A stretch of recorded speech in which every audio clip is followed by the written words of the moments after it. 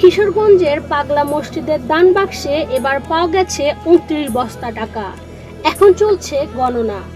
মসজিদটিতে 9টি দান বাক্স রয়েছে, সেগুলো সাধারণত 3 মাস পর পর খোলা হয়।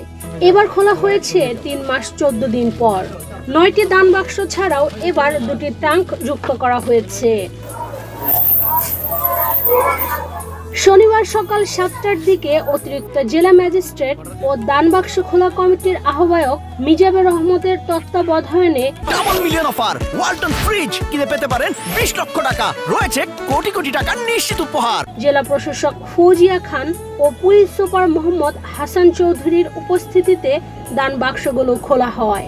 এ সময় অতিরিক্ত জেলা প্রশাসক রুবেল মাহমুদ, অতিরিক্ত জেলা ম্যাজিস্ট্রেট মিজানুর রহমত, অতিরিক্ত জেলা প্রশাসক মোহাম্মদ নাহিদ হাসান খান, সদর উপজেলা নির্বাহী কর্মকর্তা মোহাম্মদ এরশাদ মিয়া, ডেপুটি কালেক্টর রওশন কবির প্রমুখ উপস্থিত ছিলেন।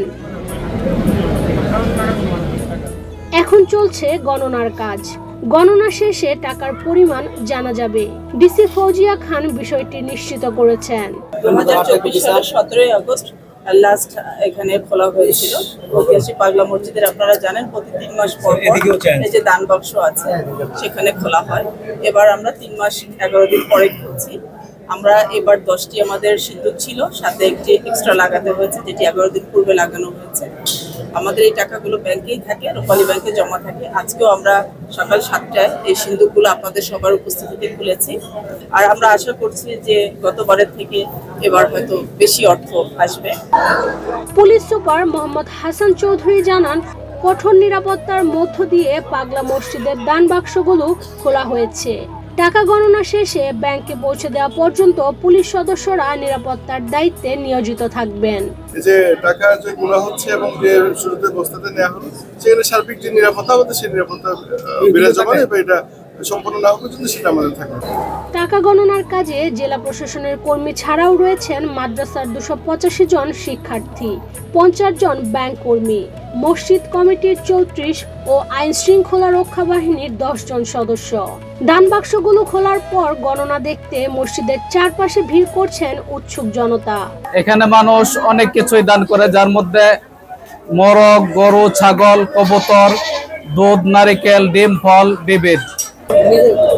এর আগে গত 17 আগস্ট মসজিদটির 9টি দান বাক্স খুলে 28 বস্তা টাকা পাওয়া গিয়েছিল। সে সময় গণনা শেষে টাকার পরিমাণ ছিল 7,22,13,046। সেই সঙ্গে মিলেছিল বৈদেশিক মুদ্রা ও সোনার গহনাও। মসজিদটিতে নিয়মিত হাঁস, মুরগি, গরু, ছাগল সহ নানা ধরনের জিনিসপত্র দান করেন অসংখ্য মানুষ। জেলা শহরের হারোয়া এলাকায় নরসুন্দা নদীর তীরে প্রায় 10% জমিতে পাগলা মসজিদ গড়ে উঠেছে। সম্প্রসারণের পর বর্তমানে মসজিদের আওতাভুক্ত জমির পরিমাণ 3 একর 88 শতাংশ।